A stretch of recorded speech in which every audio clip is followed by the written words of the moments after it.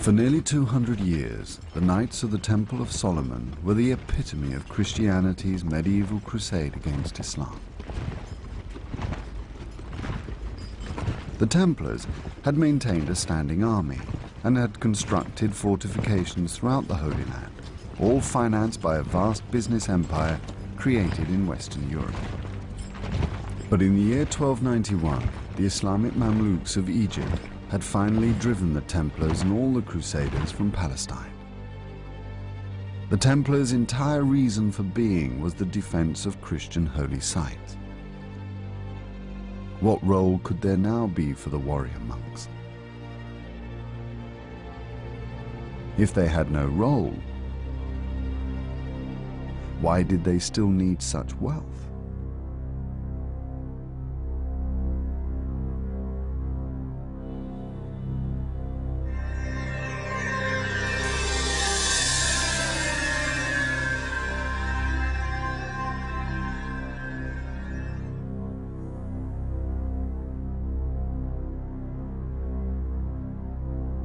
The triumph of Islam over the Christians in the Holy Land was a blow to Western European prestige, but not a total catastrophe. Enthusiasm for major crusades had declined over the last century, as the Christians had suffered defeat after defeat. To many, there must have been some reason why God had seemingly abandoned the Crusaders.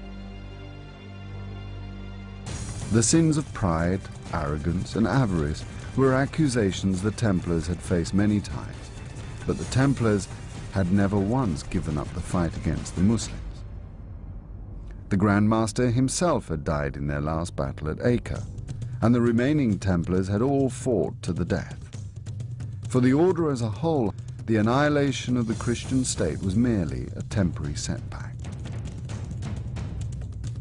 The Templars fought very gallantly to defend Acre in 1291, and even though they were driven back on Cyprus in the course of the 1290s, there's plenty of evidence to show that they were continuing to maintain the cause of the crusade. They hired fleets, they attacked the Egyptian and Syrian mainlands, they attempted to establish a base on the island of Ruad off Tortosa. It was unsuccessful, but the will was there to do it. Neither did the Templars halt their recruiting and fundraising activities. Crusading enthusiasm had dampened in Europe, but had by no means died. The Templars had no difficulty attracting new recruits.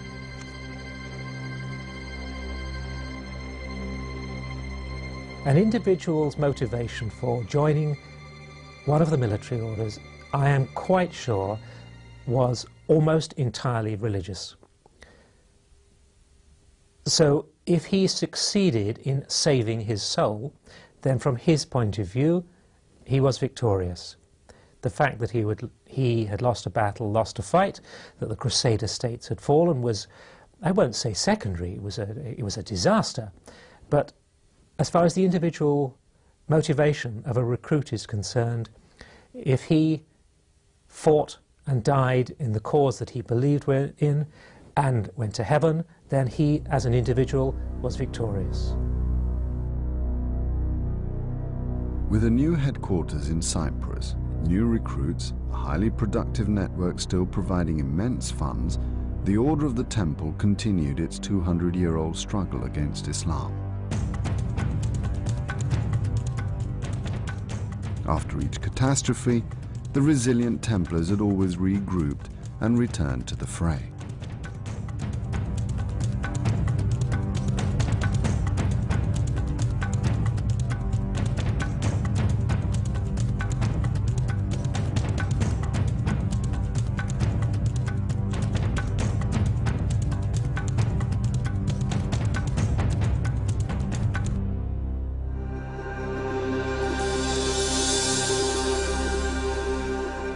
In the early hours of October the 13th, 1307, the officials of Philip the Fair, the King of France, suddenly arrested the Templars in the lands which the king controlled and charged them with a variety of heretical crimes, of obscenities, of the worship of an idol.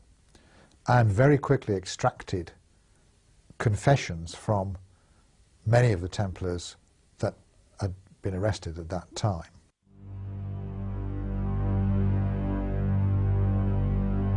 The charges brought against the Templars could not possibly be more serious.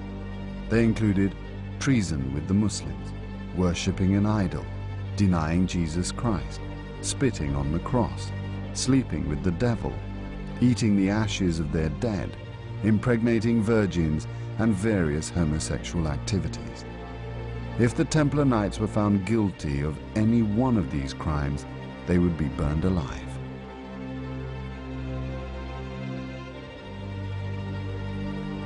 More than 5,000 Templars throughout France had been arrested in a highly coordinated dawn swoop. Even the Grand Master of the Order of the Temple, James of Malay, had been captured, and he too had confessed to many of the accusations.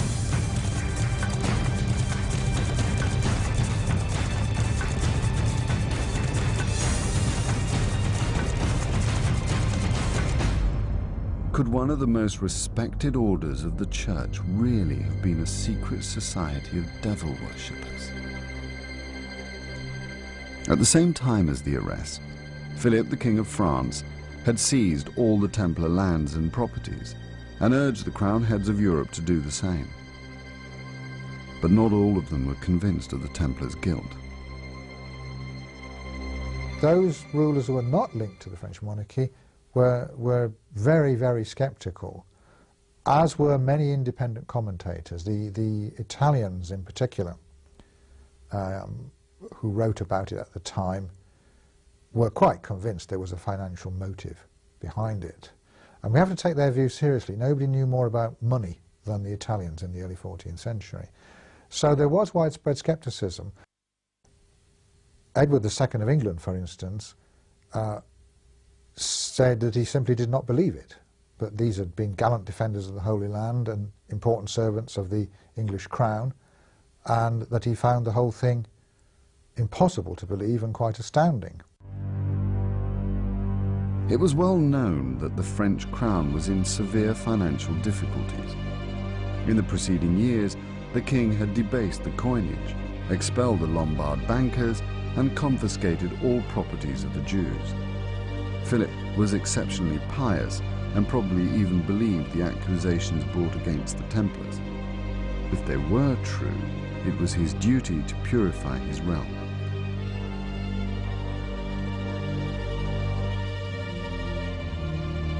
The arrest of the Templars, however, was a long-awaited opportunity for the king to assert his dominance over an increasingly weak papacy.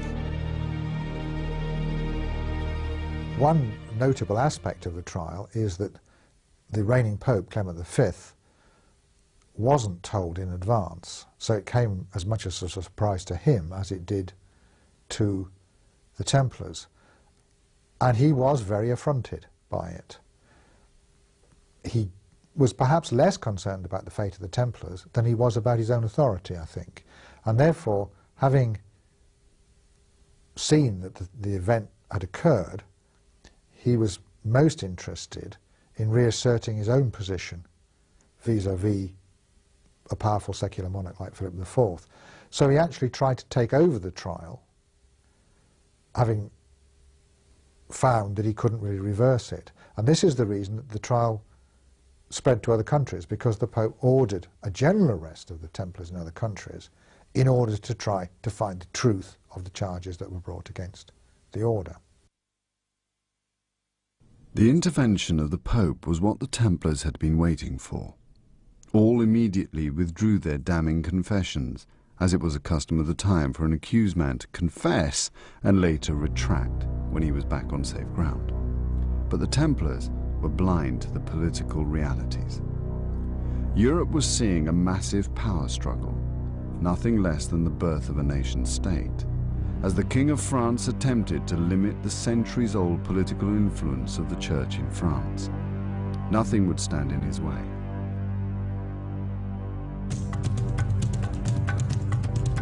King Philip was set on destroying the Templars and had launched an enormous public relations offensive, circulating the sensational confessions throughout his kingdom.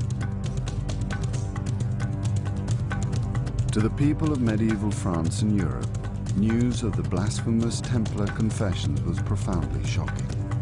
Even today, many people still believe that these confessions must have contained at least a grain of truth.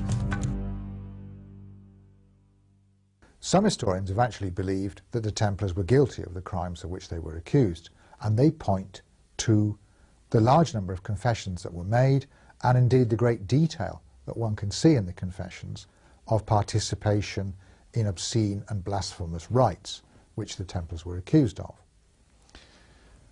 I think, though, for those of us looking back on the 20th century, a century scarred by governmental pressures, both mental and physical, in particular, a century in which torture has been used extensively by most of the governments of the world, we, I think, can have a good deal less faith in confessions extracted under that kind of pressure. And indeed, most of these Templars were tortured in all kinds of horrendous and painful ways. And not one of us could say that we wouldn't be forced to confess almost anything, perhaps anything, if we were put under sufficient pressure.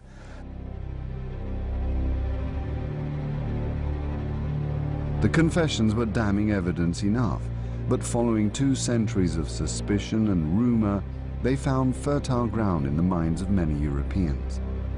The Templars' vast wealth, their failure to defend the Holy Land, their unusual relationship with the Muslims and Islamic culture was enough to convince the Pope that there may be some truth in the allegations. But more importantly for the papacy, its own prestige was at stake. The Pope had seen no option but to abandon the Order of the Temple. The Templars had few among their ranks who were capable of defending themselves against such abominable charges. The fact that the Templars regarded themselves and were regarded by others as unqualified in strictly religious or doctrinal matters was not a problem in the early years, but I suspect that it laid them open to criticism later, or at least was like a chink in their armour.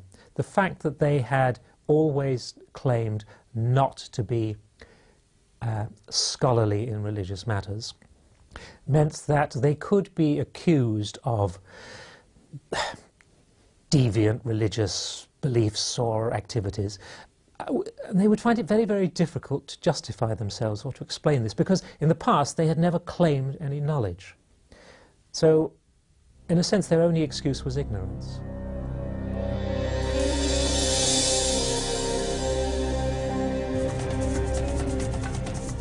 The trial of the Templars took 5 years. Midway through, the King of France had 54 Templars burned as relapsed heretics, quickly ending a brief but spirited Templar defense.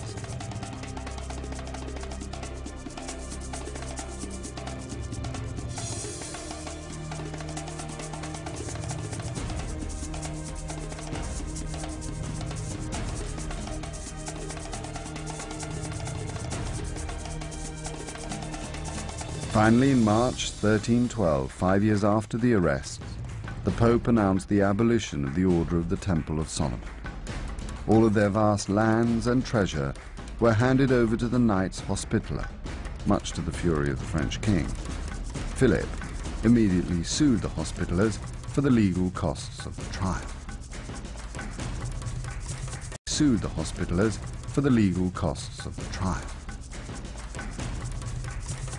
All of Europe was stunned. The abolition of the Templars was unprecedented. Many still refused to believe the Templars' guilt, but Europe's crowns could not resist the rich pickings of the Templar properties.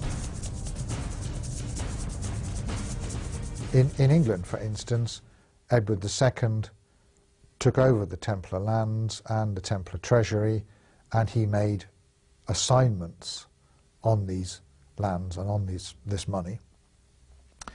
And although in the long term, once the Templars were suppressed in 1312, the property was transferred to the Hospitallers, we know from Hospitaller records that the Order of the Hospital was still trying to get hold of lands that Edward II had assigned to political friends and political favourites of his in the late 1330s. We know from hospitaller inventories that that's the case.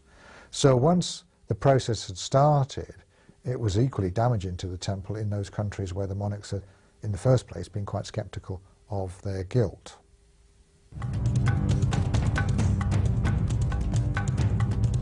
In the year 1314, the two most senior Templars, the last Grand Master James of Malay and Geoffrey of Charnay, were burned alive as relapsed heretics.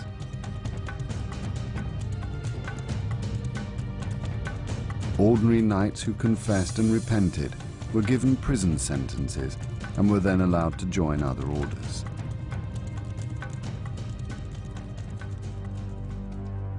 Over nearly 200 years of warfare, 20,000 knights had died fighting Islam, but in the end, it was Christianity itself that destroyed the Order of the Temple of Solomon. Today, little remains of the Order's empire, ruins of enormous castles, a few remnants of the vast European network, which once owned more than 900 preceptories. However, modern warfare, trading, shipping, communications, banking, and farming all owe something to the innovations of the Knights Templar.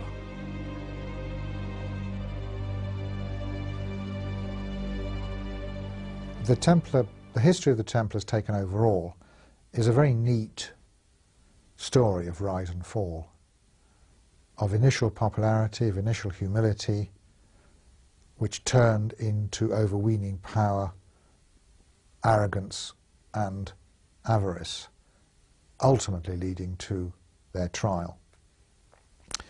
In fact, I don't think that that is a very good way of looking at their history.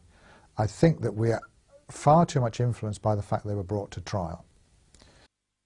All the time, therefore, if one's trying to examine the history of the Templars in the course of the 12th and 13th centuries, one must try to do it without bearing in mind the trial that occurred, to try to think as if the trial never happened, and then look at the history of the Templars. And I think one would find it would look rather different, because in my view, the trial was not a direct consequence of any actions or omissions that could be laid at the Templars' door in the period from the 1290s onwards. I think that the action against the Templars in the trial was largely generated by circumstances within France, and in particular circumstances within the Capetian government at that particular time.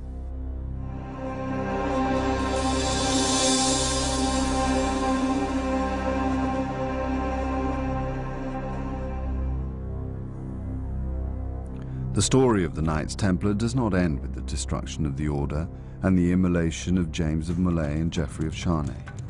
The dramatic rise and fall of one of the most powerful institutions of the day has fascinated people for the last 7 centuries.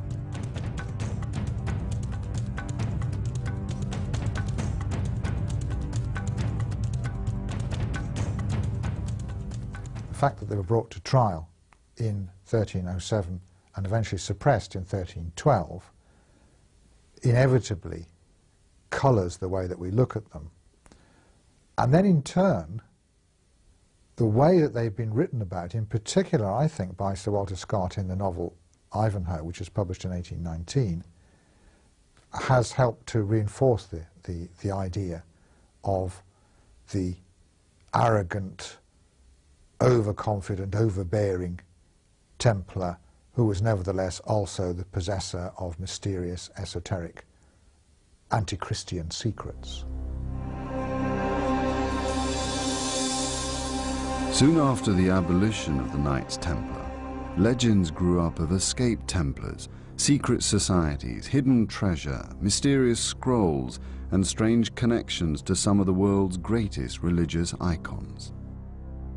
One of the reasons, I think, for the continuing fascination with the Templars is that they have a long after history, which begins almost immediately with the burning of James of Molay and Geoffrey of Charnay in Paris as relapsed heretics in 1314.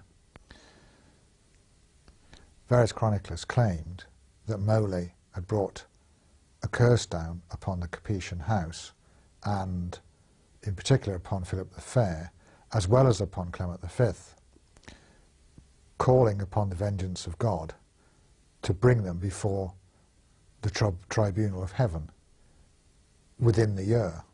And of course, it was easy for them to say this because both Philip the Fair and Clement V did actually die within the year. So one could make it look as if that really did make sense.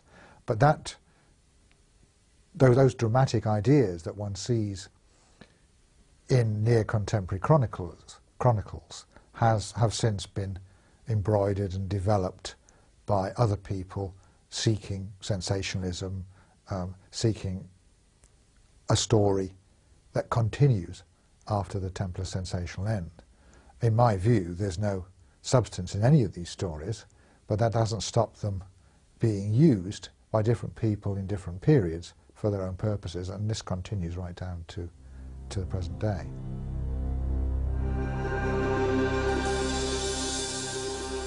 One of the most persistent legends associated with the Templars is their connection with the Shroud of Turin, which for many years was believed to have been the burial shroud of Jesus Christ.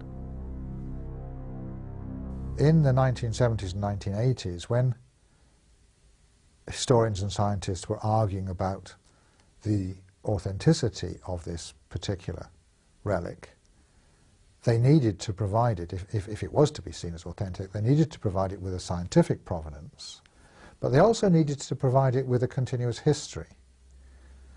And there were really large gaps.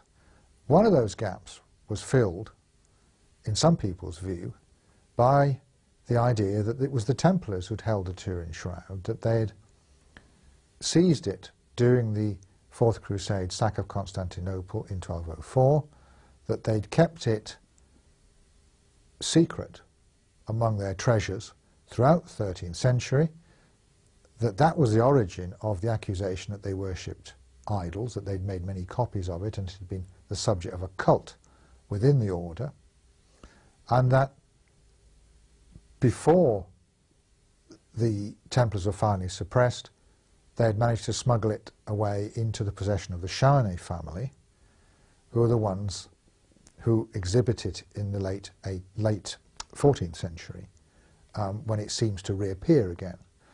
So this seemed like a plausible theory as to what had happened to the shroud in the 13th and the 14th centuries, while also rather neatly explaining the accusation of idol worship against the Templars. The problem with the theory is that there's not one shred of evidence to support it. It is entirely a theory, and it's totally incredible and quite unbelievable.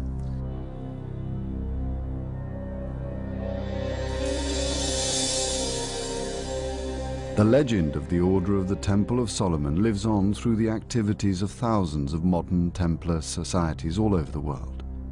Many have charitable aims, and some claim an unbroken link to the last Templars.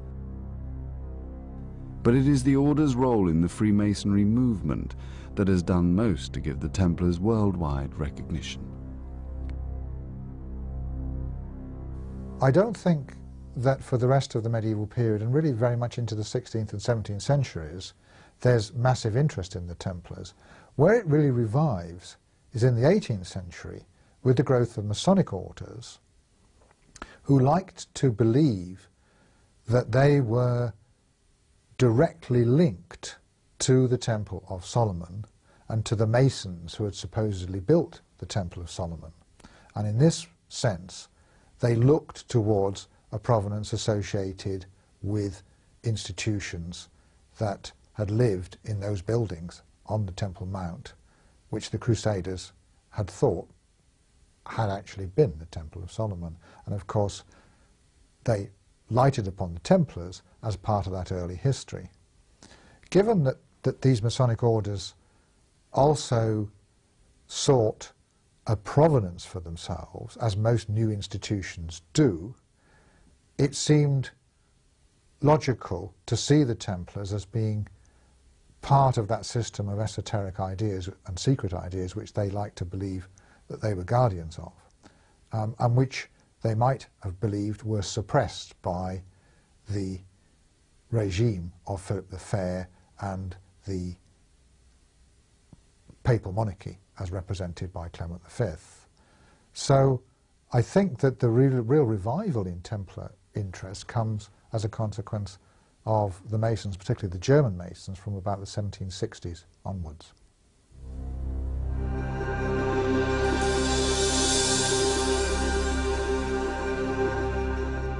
Many of the Templar legends begin with the Order's occupation of the Temple platform in Jerusalem. And some people believe the Templar Knights must have excavated beneath the platform. Here the Templars are supposed to have found at one time or another not just the esoteric secrets of King Solomon himself, but even the Ark of the Covenant.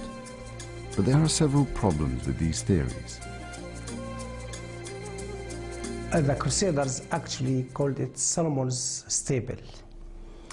And really, although this name has no base from architecture or historical point of view, because that site, as it is stand today, has nothing to do with Prophet Solomon's. We know that Solomon's developed Jerusalem, but not that site or that area exactly. Although the structure as it is stand today, especially the bases, are Roman, while the upper courses is purely Islamic and from the Umayyad dynasty. One Templar legend is that their vast treasure, together with any esoteric secrets they may or may not have discovered, escaped the clutches of the French king. For decades, the discovery of the lost Templar gold and the lost secrets have been the ambition of many a treasure seeker. Rosslyn Chapel in Scotland, which is the heart of Scottish Freemasonry, is also believed by many to hold those Templar treasures which must have eluded the King of France. When the Templars were arrested in 1307, the officials of Philip the Fair very carefully inventoried all their possessions, and they also took over the Temple fortress and bank to the north of Paris. So it seems very unlikely that any substantial part of the Templar possessions was missed by these people. I don't think there's any secret treasure. I think it's much more mundane and straightforward than that. I think simply that the officials of Philip the Fair took over the Templar possessions that they could lay their hands on, which was most of what the Templars possessed in France.